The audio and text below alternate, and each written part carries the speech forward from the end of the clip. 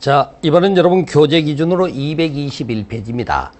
토지 거래 계약에 관한 허가 등이라고 되어 있죠. 바로 그 내용인데, 우리가 이제 첫 번째 배우는 게 뭐냐면은, 우리가 이제 토지 거래 계약을 허가를 받는 거죠. 근데 그 이제 어떠한 거래 계약인지가 나와야 되지 않겠습니까? 그래서 이제 허가 대상 권리라고 보통 표현하게 되는 건데, 보시게 되면은, 자, 토지 거래 계약이 있죠. 이게 토지에 관하여 소유권과 그 다음에 이제 지상권에 있어서 보통 이제 소유권은 이전이라고 칭하고 지상권은 설정이라고 말하는 거죠.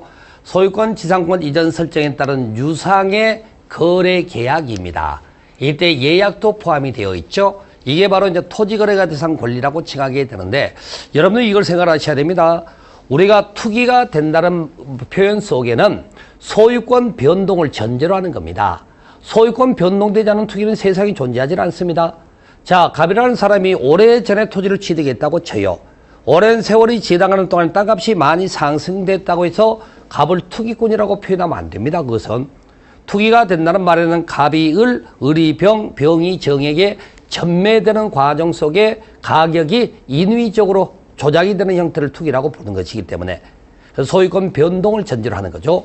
그럼 여기 보세요. 소유권 이전의 유상거래 계약은 소유권 변동이 생기기는 맞죠. 그게 토지거래가 대상이 될 수가 있는데, 문제는 지상권입니다.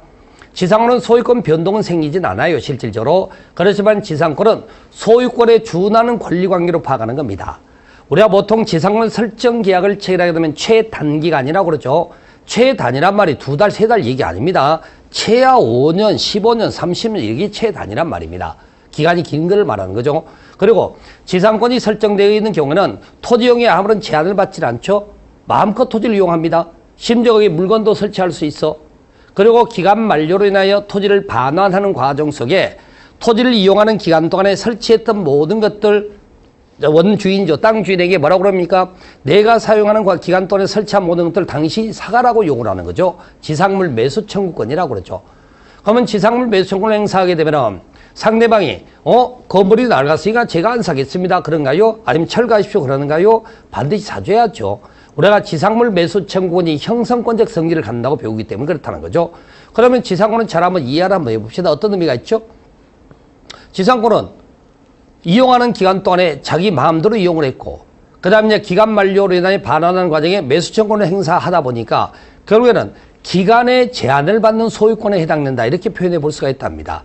그렇기 때문에 지상권 설정의 유상의 거래 계약도 토지거래가 대상이 된다. 그렇게 표현하게 되는 거죠. 그러면 이걸 또 이렇게 한번 보실랍니까? 자, 저당권 설정 계약을 체결했을 때는 어떻게 돼요? 토지거래가 받는다, 안 받는다? 안 받죠. 내 땅이 될 확률이 없잖아, 그것은.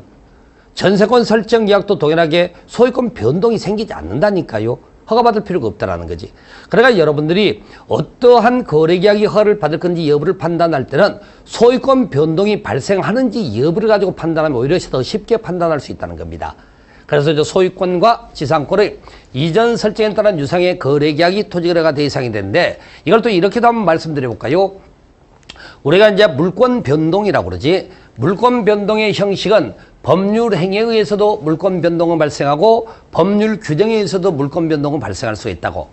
그런데 우리가 법률 행위의 형식은 크게 단독 행위와 계약으로 나누게 되는 겁니다. 이 과정에서 단독 행위를 통한 권리 변동은 토지거래가 대상이 아니라니까요. 계약을 통한 권리 변동이 토지거래가 대상이 돼 있다는 거지. 그래서 계약을 통한 권리 변동일 때 토지거래를 받지만 단독 행위를 통한 권리 변동은 허가 대상이 아니라는 겁니다. 예를 들어 유증 한번 생각해 보실랍니까? 유증이죠. 유증은 상대방이 없는 단독 행위라고 그래요.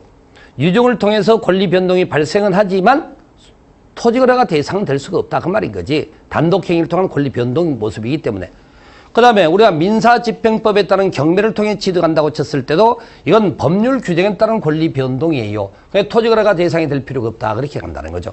이런 형태로 해서 우리가 이제 토지거래가를 받아야 될 것이 무언지에 관해서 그 내용을 두고 있더라. 이렇게 말씀드리게 되고요. 이 과정에 여러분들이 이제 외워야 될 게 있으니까 외우세요. 소지, 유계 그렇게 외우셔가지고 이 단어가 있는지 없는지를 찾으시면 돼요. 토지거래가 대상에서.